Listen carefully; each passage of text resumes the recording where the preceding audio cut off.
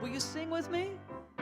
I am grateful, grateful for this day, for the love we share, the life we make, and I give thanks for all the many ways that the love of God appears. Come on now. I am grateful, grateful for this day, for the love we share, the life we make, and I give thanks for all the many ways that the love of God appears. I am grateful, grateful for this day, for the love we share, the life we make, and I give thanks for all the many ways that the love of God appears. One more. I am grateful, grateful for this day, for the love we share, the life we make, and I give thanks for all the many ways that the love of God appears. Yes, the love of God is here.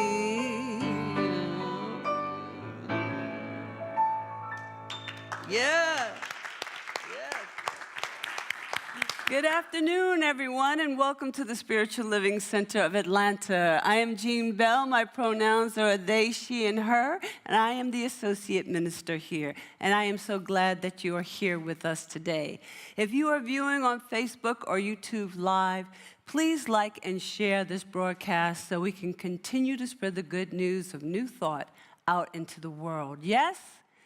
All right, we have Reverend Susan Zoller today with us as our speaker. And we are continuing with the theme of the month. If you are new, please see a welcome ambassador out into the hallway for a gift, especially for you. I'm going to read through our affirmation. I'm going to read all the way through, and then I'm going to invite you to say it with me. All right. I am a vessel of divine intelligence and love. I trust the guidance that arises within me and allow it to illuminate my path.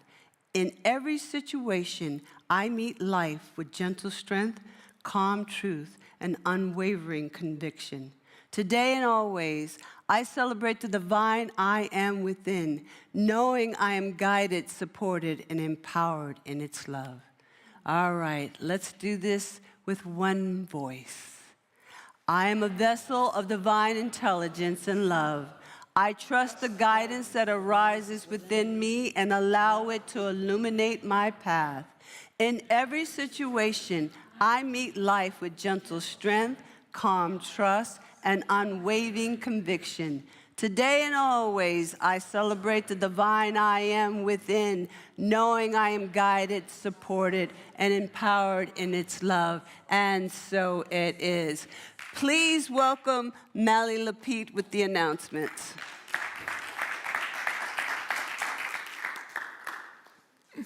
Thank you, Reverend Jean. Hello, all my portable personal fans. I'm Mally Lapete, and my pronouns are she and her, and I gladly serve here on the Creative Arts team at the Spiritual Living Center of Atlanta. We are so happy that you chose to spend your time with us. Please make yourself known in the online chat and in the lobby to a welcome team member. We have so many great opportunities to connect, grow, serve, and give. For more information about today's announcements and other opportunities, scan the QR code found on your monitor. Let's get to it. SLCA practitioner Tony Jenkins is ready to answer any questions you have about spirituality today at 5 p.m. Perhaps you've been curious about certain spiritual practices, but have few opportunities to discuss it with like-minded people. Well, every third Sunday, Tony leads a discussion group exploring topics that may be hard to talk about with your friends and family. Anyone here like that?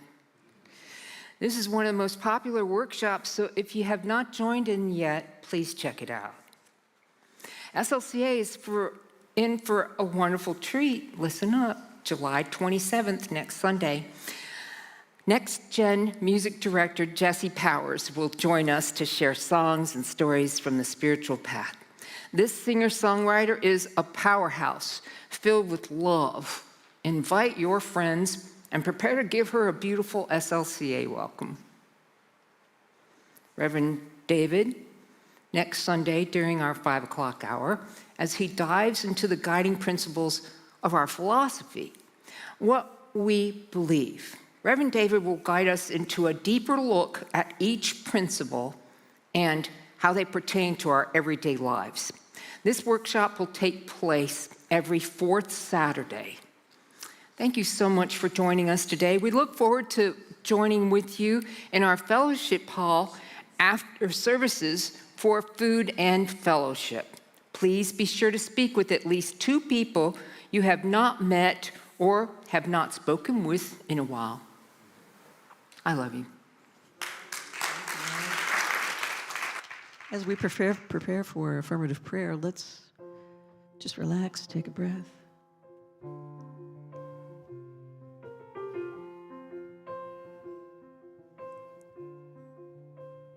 Open your mind,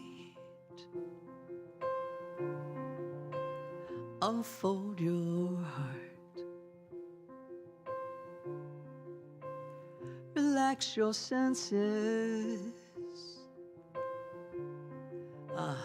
Feel every part.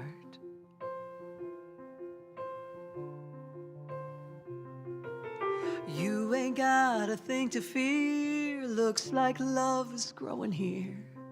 So take your guard and let it down. Go deeper still until you come unwound.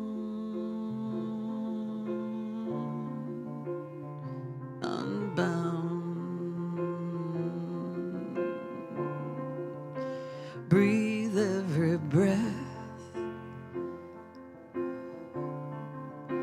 Release your cringe. Love without waiting. Slowly unhinge.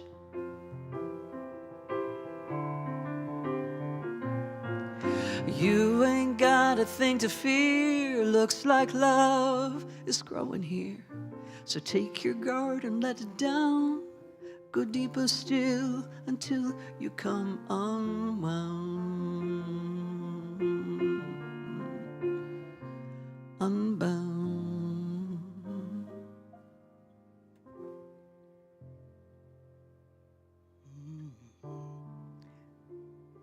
Good afternoon.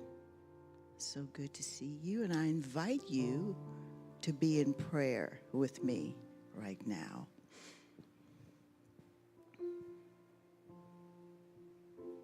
I will say this prayer in first person. This is what I know. I know that God is all there is, and all there is God. God is everywhere. God is life. God is love. God is joy. God is healing. The Spirit of God within me is the source of my wholeness, the source of my supply. And my God self only knows lavish richness, divine well-being. God is the source of all there is that is good and perfect.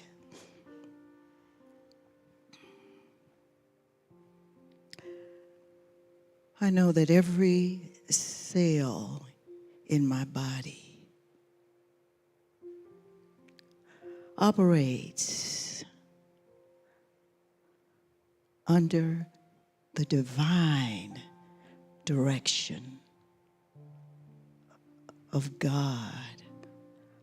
I know I've got a lot to do with that too, what I put in this body.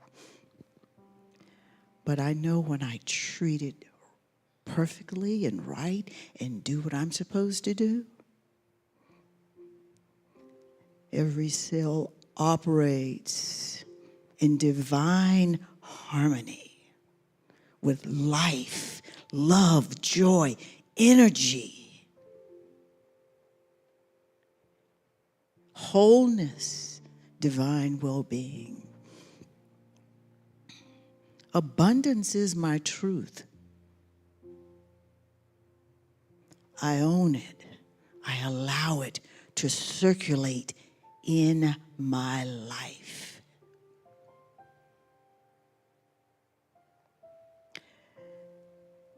The Spirit of God within me is the source of my supply.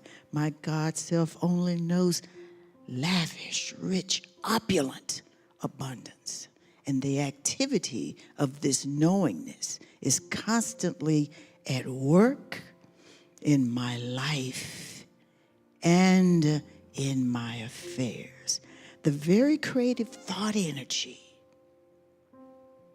is constantly illuminating, vibrating, and radiating in and through me. God, I give God all the praise, all the glory for all of this.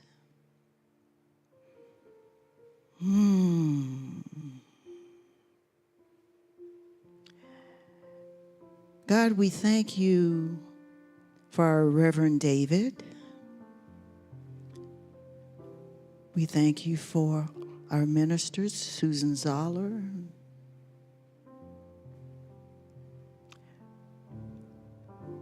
Jean Bell. We thank you for our practitioners, the board, and everyone that is involved in this ministry, in feeding it and keeping it going. We're here to do the work of God, and we give thanks and praise.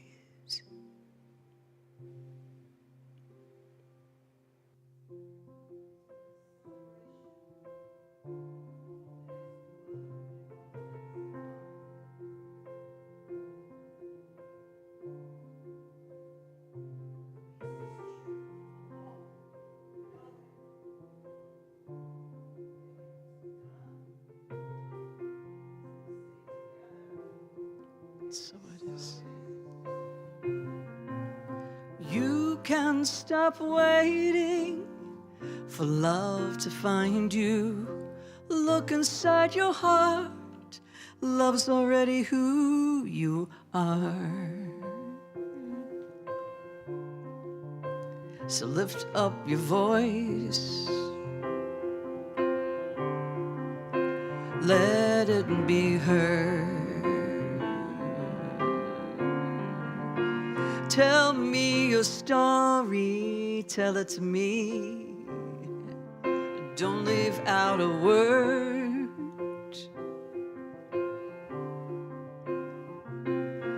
'Cause I think I have been there too, and I'm a seeker just like you. You ain't got a thing to fear. Looks like love is growing here. So take your guard and let it down. Go deeper still until you come unwound, unbound.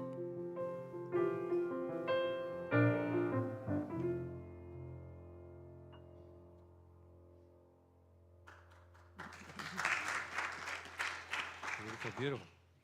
All right, this one working? All right, good afternoon. I'm David Alexander. I'm the spiritual director here. My pronouns are he and his. Delighted to welcome you into this space this afternoon. Delighted to have Reverend Susan given this part of our series. This is our time of circulation, and we move it out of kind of the regular flow if you're used to normal church service, but Listen, there's nothing about us that is a normal church. You're you're at church at 3 o'clock in the afternoon. That's not normal. So where our offering isn't normal either, it's a little bit different space. And we do that so that we can intentionally pause and really be clear about what we're doing in this moment. We're participating in an activity of circulation, of giving and receiving, and being intentional about where we want flow to move in our life. And so I want to invite everybody to just think of any area of your life where you would like more energy, more love, more financial flow, more ease, more grace, more clarity, anything that you want to just flow energetically, even if it's already good, but maybe you want it to be a little bit more, or anywhere that's stuck and you want it to begin to move. Just think of that for a moment. And as we've already done, we've anchored ourselves in prayer, we've anchored ourselves in affirmation, and we consider the gratitude of the universe and the vibration and the essence of what gratitude is. Gratitude is a thanksgivingness for what we are, for what we have, and for what is moving through us. And so if there's an area of our life where we would want something to move more freely, then the way we do that is not by begging or pleading for it, but it's by re-anchoring and remembering the good that we are. And so I'm inviting people online to do this as well. Just pause and think about where you are in your life right now, where you want that flow to go. Because here's the principle. I'm not speaking today, but here's I can't help teaching. So here's the teaching. Generosity is the frequency of a liberated soul. Generosity is the frequency of a liberated soul. So if you're free, and you know that you're free, if you're liberated in your consciousness, and you know that you're liberated in your consciousness, then generosity is the frequency that you vibrate at. Giving is easy for you, whether it's compliments, whether it's holding the door open, whether it's just, it comes naturally because it's part of who you are, because you're free.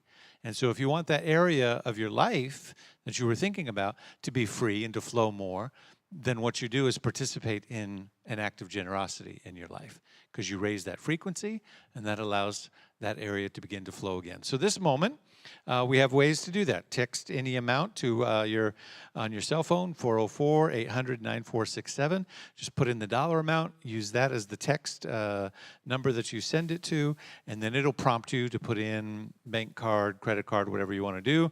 The system will remember you, and if you want to turn that into a weekly or monthly gift, all you got to do is say weekly or monthly after it, and it will prompt you. Or if it's a one-time gift for today, you can do that as well. You can visit the website, slca.com/donations, download our digital church app, or scan the QR code on the screen. All of those ways work. And if you're like me and you're a pledger, you've got it already all set up, coming out monthly. Our ushers have these pledger cards as a reminder so that you can also be intentional in this moment about, I know that I'm participating on a monthly basis, circulating this much, and I just want to be in vibrational frequency and harmony with that gift. I want to be intentional, not have it rote and automatic, but be intentional about, oh yeah, that's that amount. I'm grateful that I have it. I'm grateful that I can circulate it. And I'm grateful that I'm participating in the divine flow. Yes? So with that, let's take that opportunity to affirm our gifts this day. Together, I live in a universe of abundance. As I freely and joyfully give, I join in the divine flow. And all that I share with life returns to me multiplied abundantly. And so it is. And so we are. Thank you. I am so blessed. I am so blessed. I am so grateful for all that I have.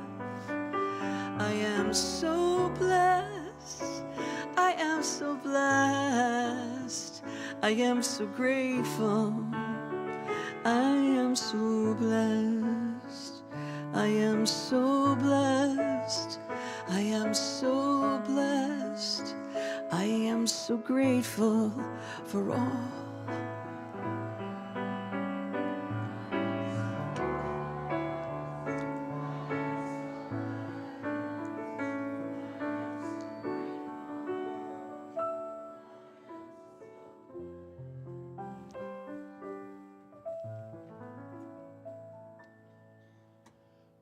right, so we receive these gifts now into the heart of this ministry. We give great thanks for them. We know that they have come from many hands, many hearts, many homes, each one of them representing an intention, a sacred intention to support this place, to know that others have come before us to make this moment possible, and we make moments in the future possible by participating in this giving.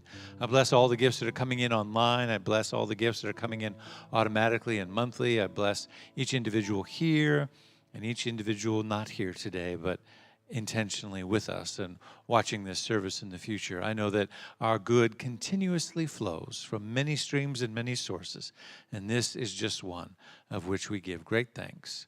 We receive it now and allow it to do its good and holy work and return to each one of us as the vibration and the frequency of what we receive this day. For this and so much more, I'm truly grateful and thankful, and so it is. All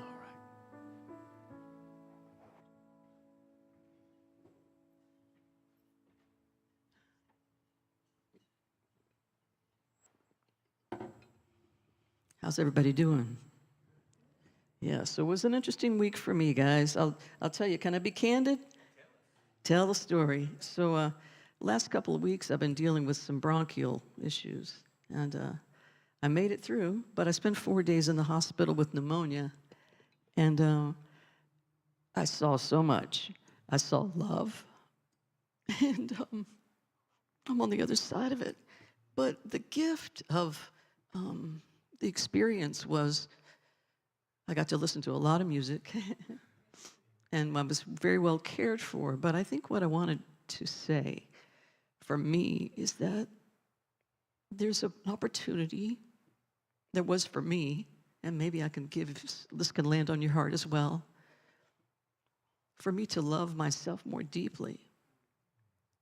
And that was echoed through my doctor.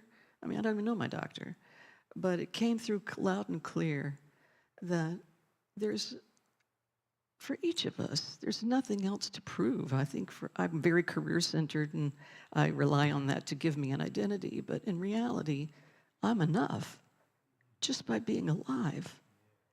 And I really wanted to share that with my spiritual family because I love you, and I know we can love one another better and love ourselves better. And so this song really speaks to me. It says, your infinite love made me. Everything I see and all that will ever be is your infinite love. And I really felt that. Let my soul know the truth. Whatever I choose to do, your infinite love will prove more than enough.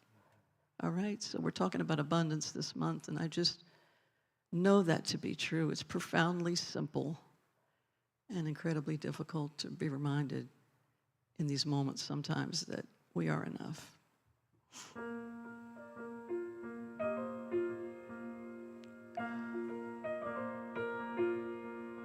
There is more than enough in a universe that you created. There is more than enough on a planet of sacred design. There is more than enough for humanity made in your image. Why would I worry? Why would I doubt? Why would I ever think I'd go without? Why would I worry? Why would I doubt? Why would I ever think I'd go without?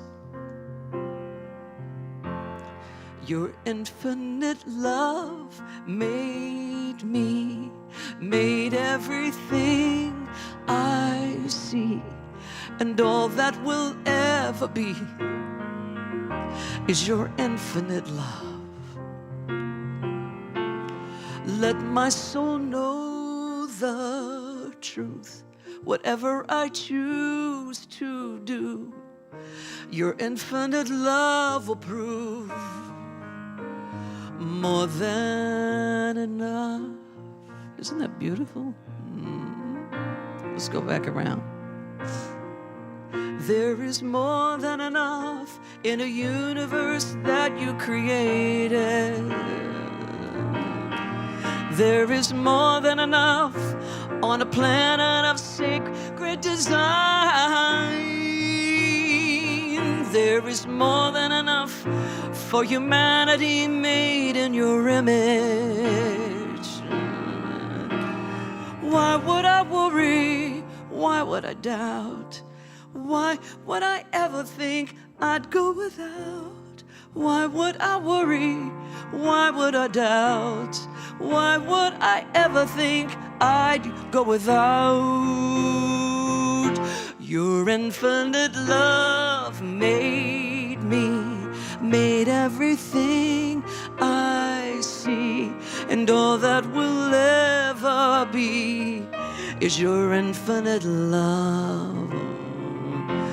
Let my soul know the truth, whatever I choose to do, your infinite love will prove more than enough, more than enough,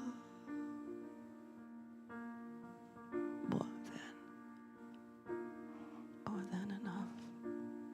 You are love.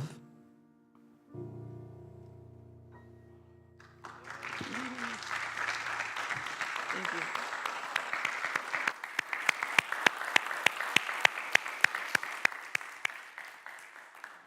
Come on, people, let's give it up for Penelope. Out of the hospital and still singing.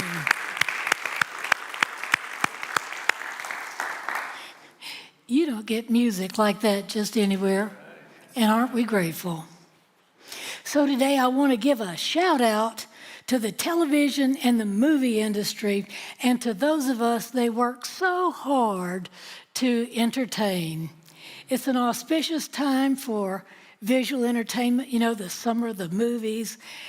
And as you are certainly aware, I'm just convinced of it, that you know that this is the 50th anniversary of the release of One Flew Over the Cuckoo's Nest.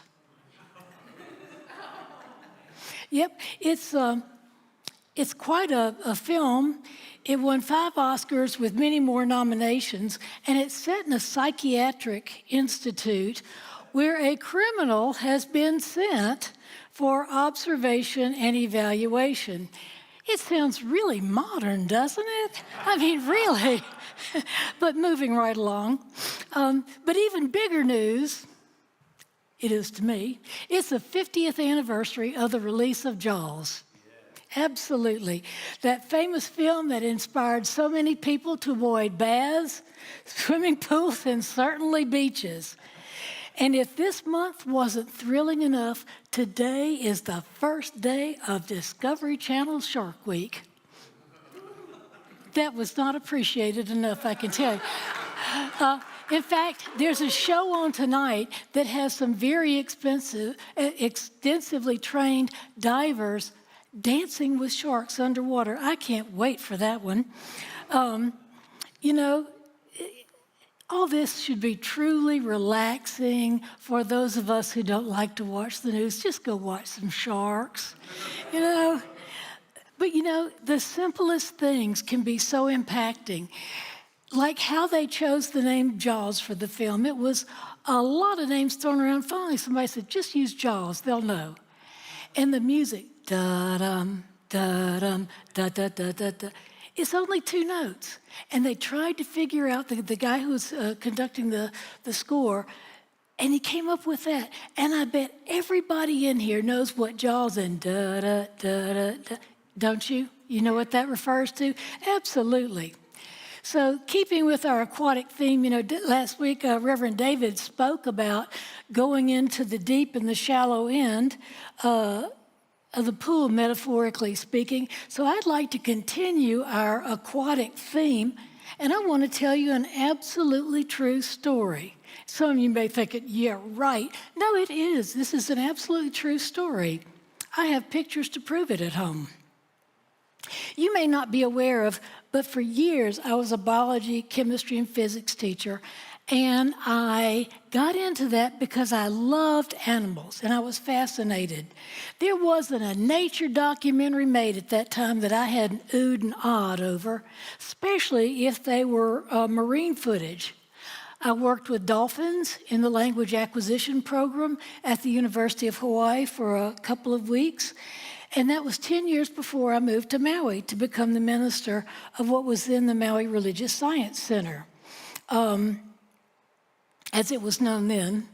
So fast forward, I moved back to Atlanta, and some years later received an invitation to go to the ordination of the current minister of the church. And ordination is a very big deal. It's a permanent recognition of your dedication to the teaching and to ministry.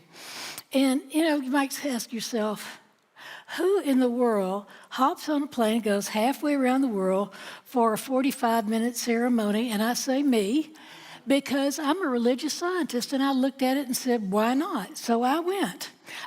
As it said, like about Jesus, I love this, I went straight away. Y'all don't know that term? Jesus always went straight away. He didn't stop and ask about the price of hay or anything. But, and on the day that I was returning to from Maui to Atlanta, I was invited by some very dear friends of mine from the church to go out to Malakini, which is a world-known high-class place to snorkel. You see the pictures, the top one is turned, but you can see it's a collapsed crater. You see the high end, it comes down, and then you can see as it goes under the water. And that light blue water in there is the shallow end, and it's filled with things. You can see another view of it from here, from the higher end, and then it comes all the way, and you can barely see where the water, that light line at the bottom, as it goes into the ocean. Now,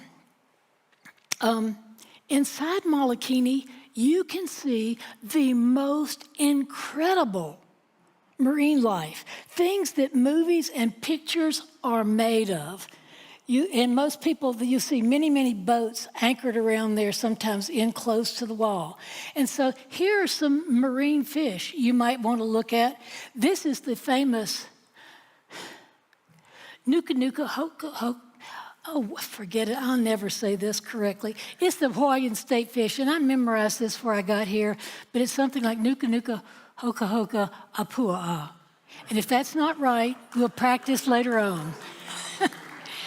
It means fish with a snout like a pig.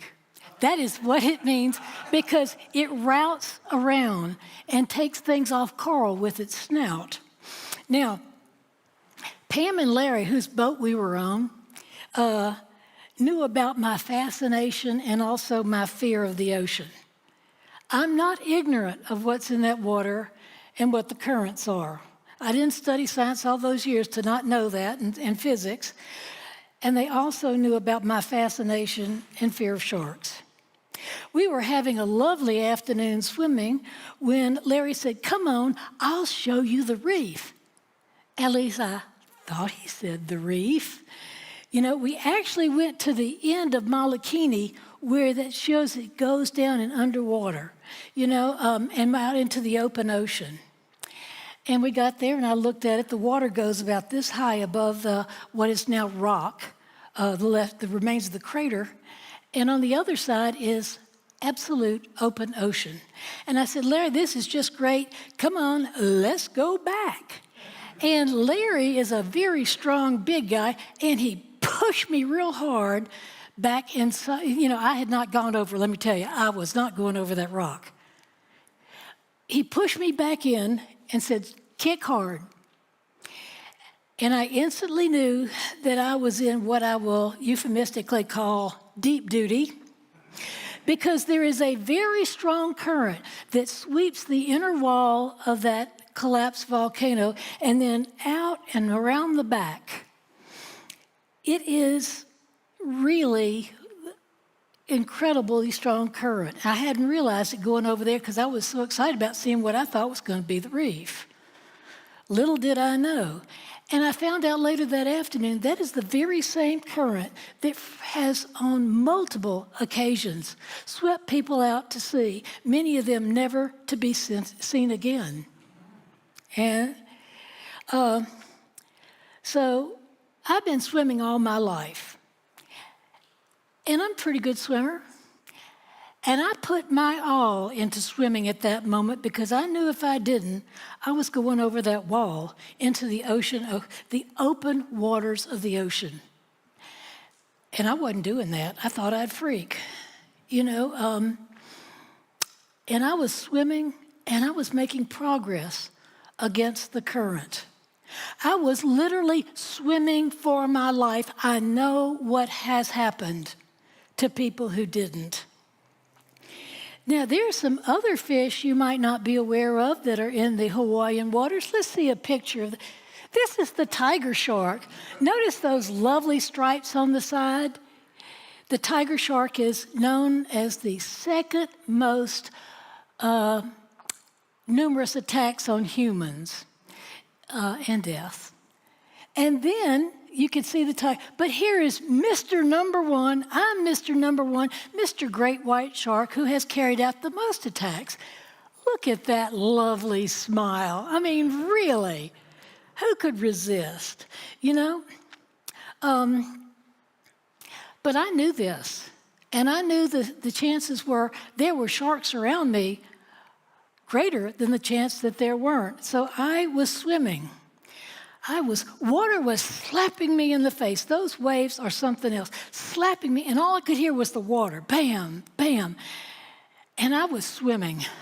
I mean, I was swimming as powerfully as I'd ever swum. And I picked out the boat and was going toward it, and I was fighting the current the entire way. I couldn't hear anything.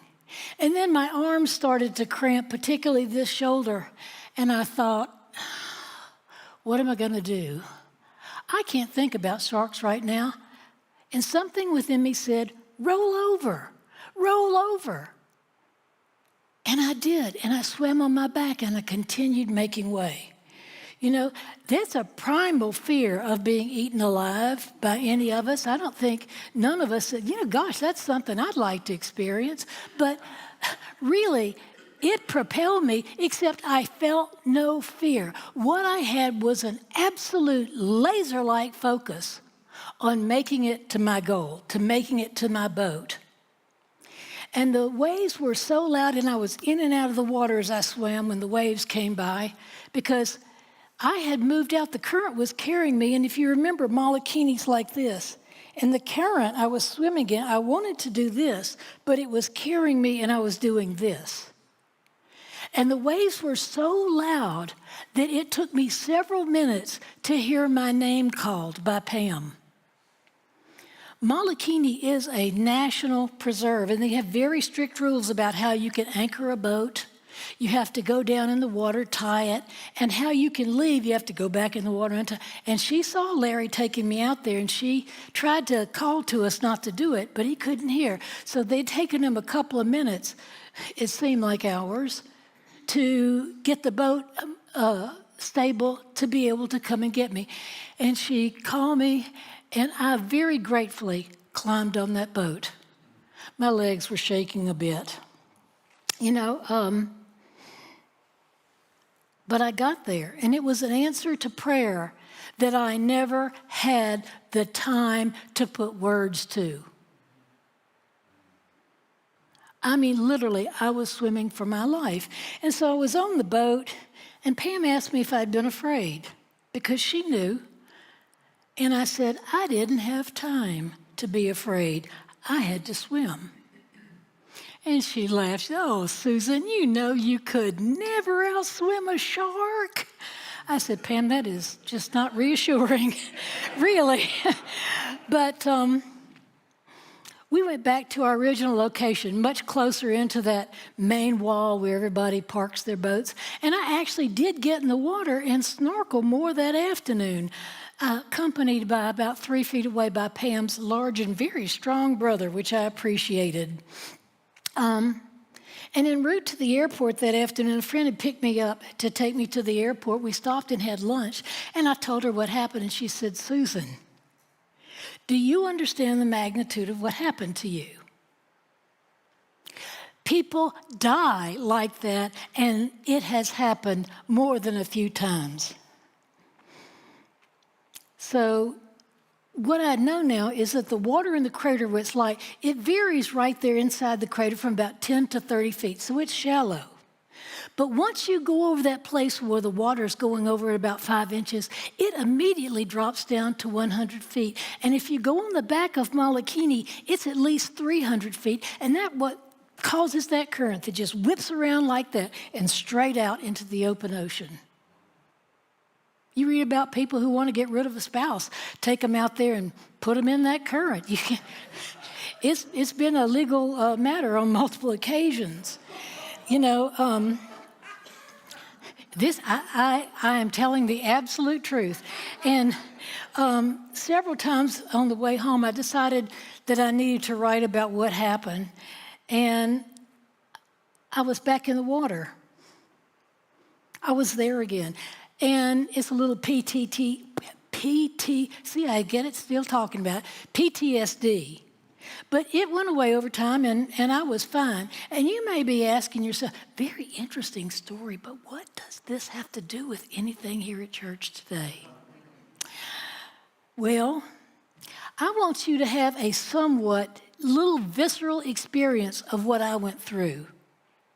I know I'm so empathic that when someone starts telling me a story and they go into details that I'm like, I'm feeling everything. I say, can you hurry this up? I'm getting anxious.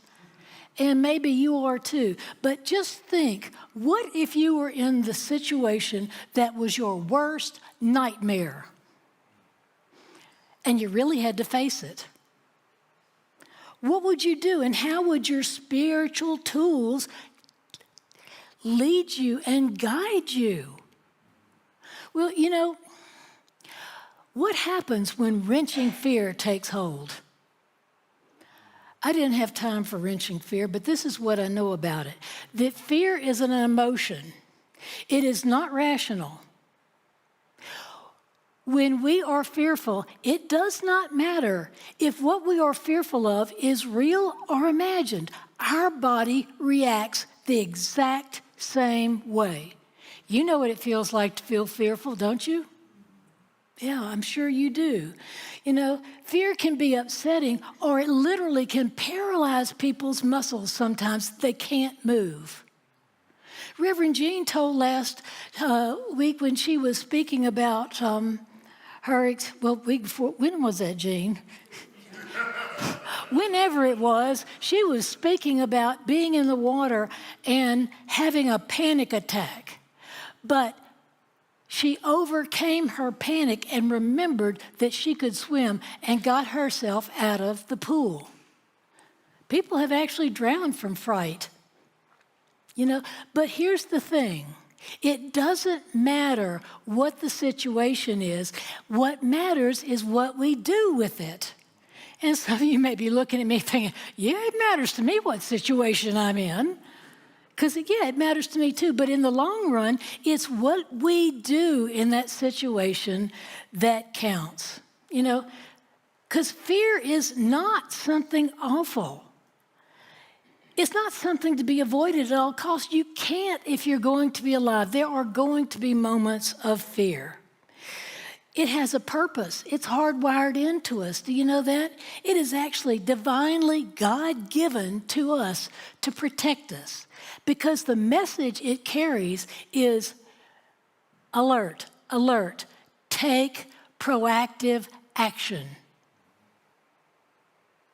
So it's a God's gift to us. You know, it's from Spirit, the origin of everything. And so if you think fear is bad and it's not from God, yes, it is. There's nothing that isn't from God, actually. Its purpose is to keep us safe. Absolutely. But how often have you or have I stopped and thought, gosh, fear is a spiritual gift. My goodness. I'm sure you all have. But think about it now. It is. It's a gift. And the important thing to understand is this, and find the gift that it brings.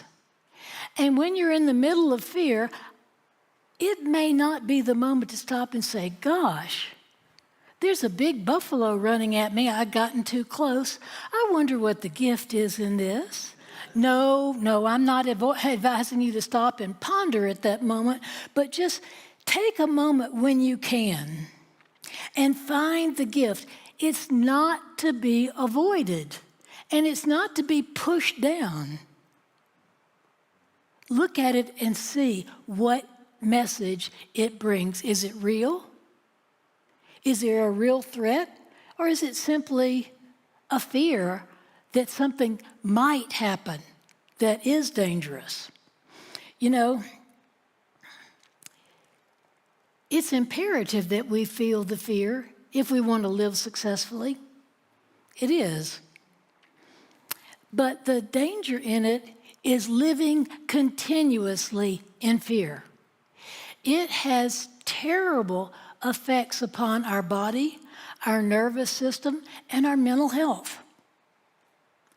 It's like having this really grating noise, fingernails on the backboard, constantly, faintly in the background, that sometimes erupts out so loudly that it must be paid attention to. And who would want to listen to a sound like that? And yet there are people who are going around every day fearful of everything that could happen. Oh, don't do that. Oh, don't go there. You know, my mother was a very fearful person. There were so many things we weren't allowed to do because of what might happen. And it's true, those things could have happened, but the truth of the matter is it was restricting. We're going to feel fear, but don't live continuously in it. Absolutely not. It's physically damaging. And as one religious science minister humorously put it, "Yea, though I walk through the valley of the shadow of death, I shall not build a condominium there." I think that was Robert Bitzer, who was a very big part of our history. But this humorous situation actually calls to us to rely on faith and trust. It brings it in a way we can remember. I bet you'll remember I said that. And it brings us to the point where it's to turn away from the secular, turn away from the everyday world, and go into what you truly know in the deepest part of yourself. I bet you can all think of something that is fearful for you. You know, but we can teach ourselves. We can condition ourselves to choose spiritual power over our fear. I am living proof of it. We have to work at that, perhaps. You know, in moments of perceived danger, whether the perception is real or not, we are called to go within. And I'm not saying stop everything. Yes, the buffalo is charging. The shark is meandering toward me. Let me pause and meditate. But something within you must know. And you must go into that knowing that you have secured through your study, through your conviction, through your prayer and meditation. And it will carry you. You know, we go to the God within rather than relying on everyday thought. We must, absolutely. We have to leave behind what may seem secure, indeed may be comfortable. You know, what do you fear? What we fear grows the more attention and emotion we have on it. You know, when I was watching those shark videos, I oohed and ah, but I never once just put myself in that situation and felt that fear. But we are constantly putting into the universal mind that which we're emitting energetically, our thoughts, our feelings, our deepest emotions, and some of them we may not even be aware of. So we must gird ourselves with deep truth. We must go in and know that we know. It is imperative because Spirit, God, universal mind, whatever you want to call it, responds to everything we put out by corresponding. In other words, it's going to create in our lives what we have energetically put out. You know, at times we all feel fear, and some of us are indeed building foundations for a condominium right in the middle of that fear. You know, it's going to be an unhappy condo, I would imagine. Psychologists tell us that there are so many people living in fear that they are in physical fight or flight mode all the time. And it's doing really negative things to the body. You know, it's wreaking havoc. It's causing people to live half-lived lives. It's damaging mental health. But we were not created to live like this. Absolutely not. You know, we were created as expressions of the Most High. Every one of us in here is a divine expression of the Most High. I don't care how little you may think of yourself or someone else. Every one of us and everything, every molecule, every atom within this auditorium is God expressing. And it expresses in response to our thoughts and feelings. Maybe even our unaware subconscious beliefs. But you know, it goes out into that energetic field that I call God. I don't have words to express the totality of it, and it just comes back to us as our experience. So we are wise to pay attention to what we think, say, feel, act, and believe. That's really, really big. You know, in prayer and in meditation, we can consciously and deliberately go to the place or energy that creates the facts of our world rather than just responding to the facts. When we go in prayer, when we are consciously, this very strong prayer, thinking of the divine, thinking of the truth of our nature, this is very, very strong prayer, and it is very powerfully returning to us. We have that ability to go to the place that makes the facts. If we are in that mindset that we just simply believe that whatever's around us is the truth, then we're shortchanging ourselves. We direct our energy, we co-create with Divine Mind. We're not controlling anything, we're directing. Because it may not look at all like what you expect. I had a lot of anger. I had reason for my anger, and it was not exactly in hell, but I held a lot of it in as well. It burst through. And I never thought that what it would do was equate to a tumor in my body that was found just as I was moving to Maui. But it did. And I'm not saying that if any of you have anger issues, you're going to have a tumor. No, it's going to be delivered, gift wrapped perfectly according to what your beliefs and your being is. It's going to get your attention, absolutely. But I can tell you the results of constant anger, blame, resentment, they're not very nice. But I'm not saying you're going to have a tumor coming in. But through my maturing understanding of this teaching, the science of mind, my life changed. It absolutely did. I stopped attracting things to be angry over, and I forgave what I was angry about. I did. I have more loving relationships. I had greater opportunities. I certainly had more money. And I have to say that of all the things I had gone through in my life, I've now just started the 28th year of my relationship with my wife. It's very loving. Very different from what I was attracting before. And I'd say it's kind of like that song, only it's 2 dogs in the yard. Life used to be so hard. Now everything is easier with her. Yeah, it is.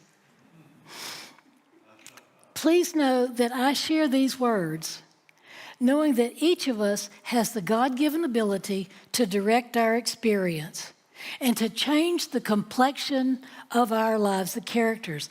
I was an excellent bad example at times of how to just use this teaching. I didn't understand. But what we teach here at SLCA is what changed my life. We teach spiritual principles, and they work. They're spiritual laws. And if you don't know what they are, I invite you from a heartfelt place to come to our classes, our seminars, our workshops, certainly our services, to speak with the ministers and the practitioners and get better ideas about your life. The science of mind is based in principles, based on these laws, and they're actually easy, but they're simple, but they may not be easy to carry out. Let me say that again. They may be simple, but they may not be easy to carry about and go forth with based on how much attachment we have to believing something else. But when I was in the ocean current off Maui, I was swimming for my life. What I have not shared with you is that actually I was scheduled for shoulder surgery right after I got back. I had damaged something in my rotator cuff so badly I could not lift my arm like this. And there I was, swimming against one of the stronger currents right there and making it. I have confirmation from somebody who would always tell me the truth about that. You know, how did that happen? I didn't have time to say a prayer. I didn't have time to think, no, this is not the time to be afraid, Susan, because I would have been pulling out right out to sea. I just went on what was within me, and all I did was focus on my goal. Of all the times I have wanted something, then I think over here, over there, this is why it can't happen, or these are obstacles. No, I focused and I lived. You know, come and understand what we teach here.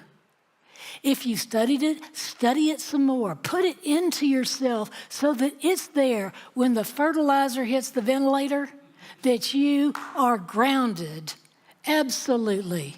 You know, and when you start studying, I'll tell you, I advise putting on a seatbelt because things can change at a speed that will just leave your hair standing on end sometimes. And that's not bad, it's good. It's showing you how powerful you are. I kind of think of my life as BRS, before religious science. And no doubt about it, you know, I had some issues.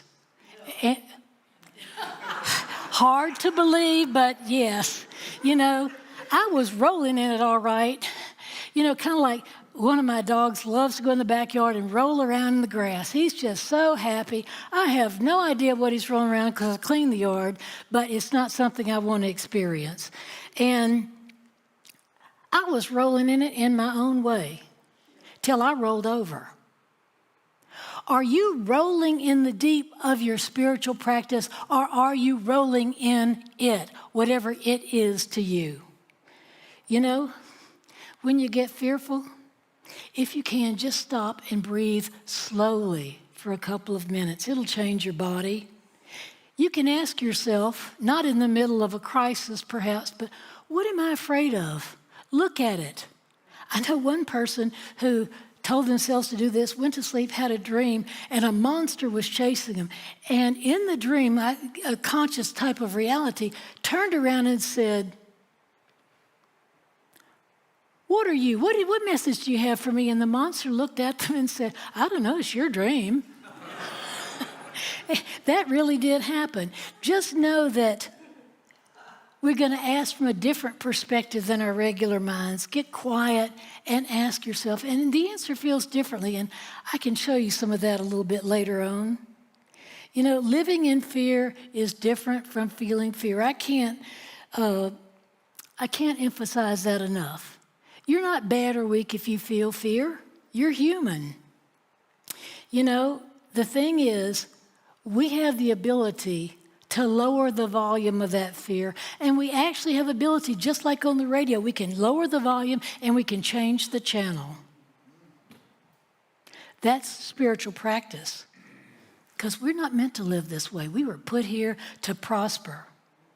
And by the way, if you do choose to see the 50th anniversary of Jaws, does it help to know, in what used to be petrifying, that Bruce, the mechanical shark that was used, was constantly breaking down?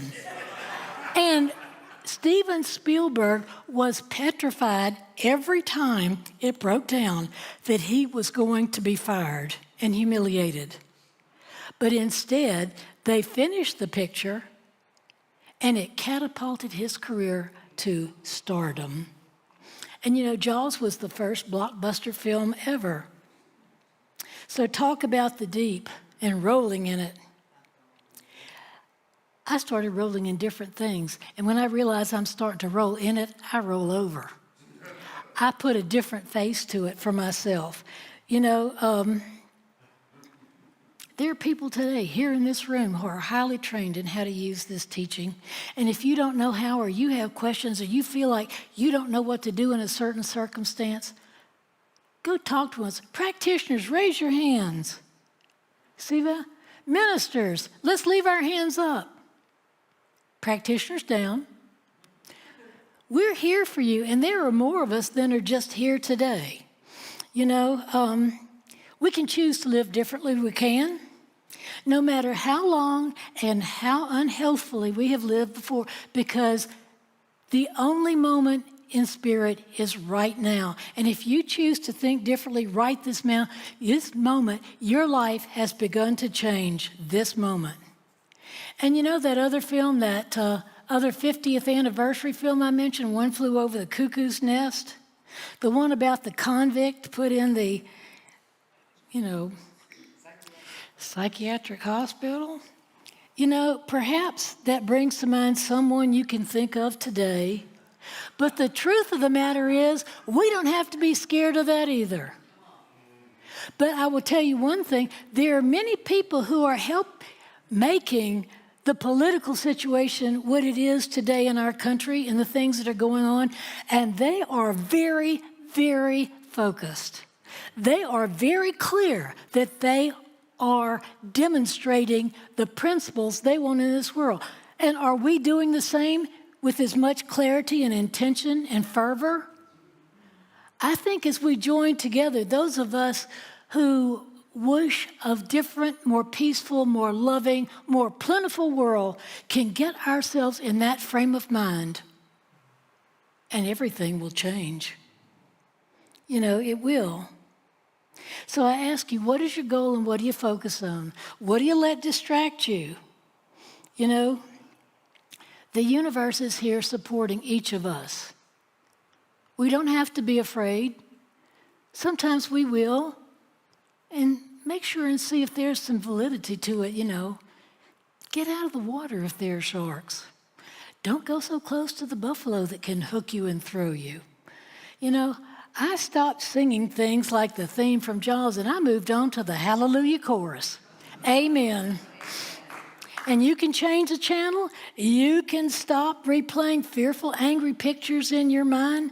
No matter what the focus is, you can teach yourself differently. It works the same concerning health, finances, relationships, medical diagnoses, whatever.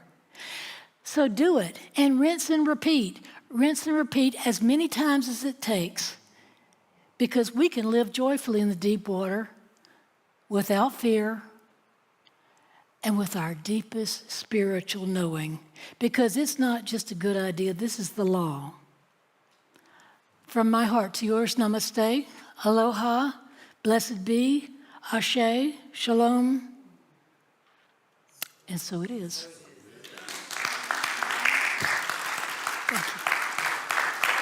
Thank you. Thank you.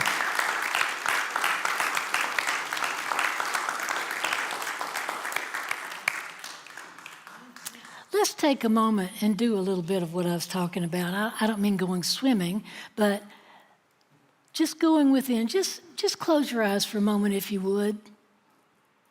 Drop your shoulders and allow your diaphragm beneath your ribs, closer to your navel, to rise up, pulling air into your lungs, and then the chest rises. There's a natural pause. And it follows just opposite. The chest goes down, the abdomen goes down.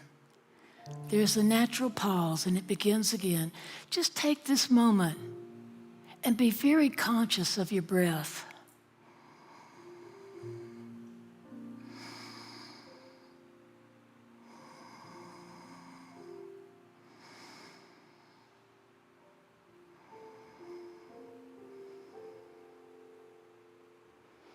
This is a form of meditation.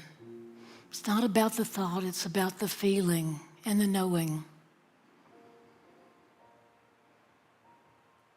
And I want to ask the practitioners if they'd come up here as we continue this. Join us up in front, please. Just keep the breath going.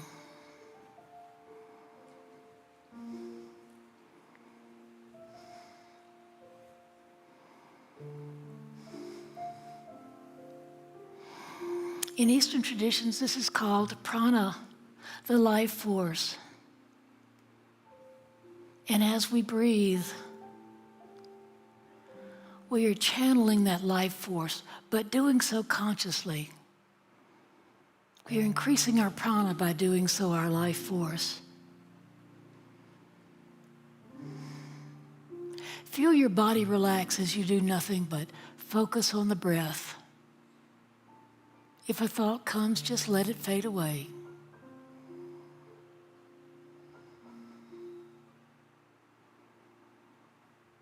You can begin to feel what's there all the time that you may not be aware of, if it's a tension in the back or feeling in the stomach, whatever. And just allow yourself, tell yourself to relax right now and continue breathing.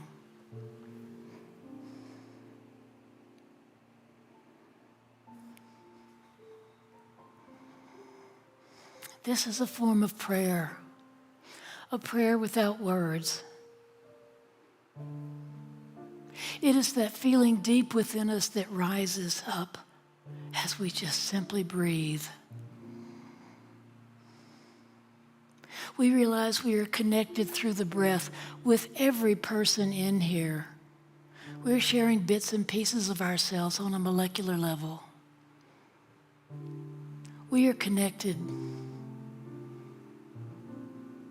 We are never alone. We are always in Theos, in God, enthused.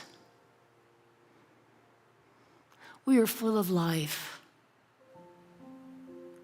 We choose to live consciously, and we choose to live knowing that we are divinely upheld by the all-powerful hands of God, or the wings of angels above, whatever you call it.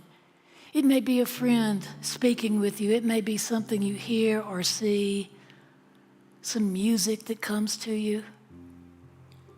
It's all God. And we are one with all of this. So we turn away right now from that which we do not choose to experience to that which we enlarge in our lives, consciously and clearly. And I know that I would choose, if it be my time, to die in the middle of a great adventure than to live a life that is cramped and crowded and dampened down by fear. And that same ability is for all of us. Feel your heart, the center of your chest, underneath your sternum or breastbone. Just imagine you can breathe into it right now. In and out.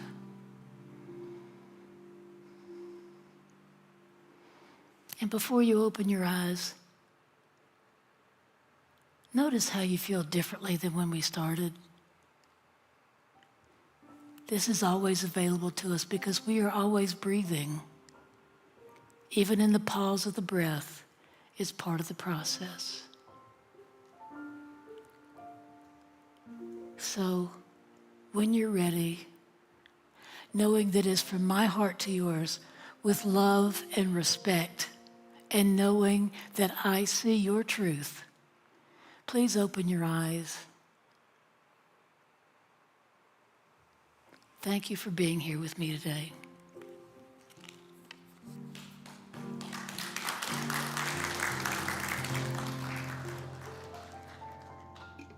Wow, what a powerful service. Thank you so much, Reverend Susan Zoller.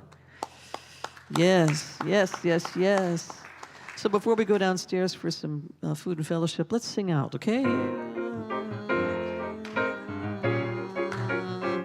We envision a world that works for everyone and for all of creation.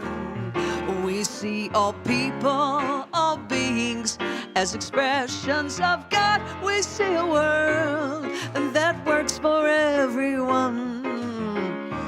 We envision a world that works for everyone and for all of creation. We see all people, all beings as expressions of God. We see a world that works for everyone. Take it up. We envision a world that works for everyone and for all of creation. We see all people, all beings as expressions of God. We see a world that works for everyone. We see a world that works for everyone. Yeah, we do. We see a world that works for everyone.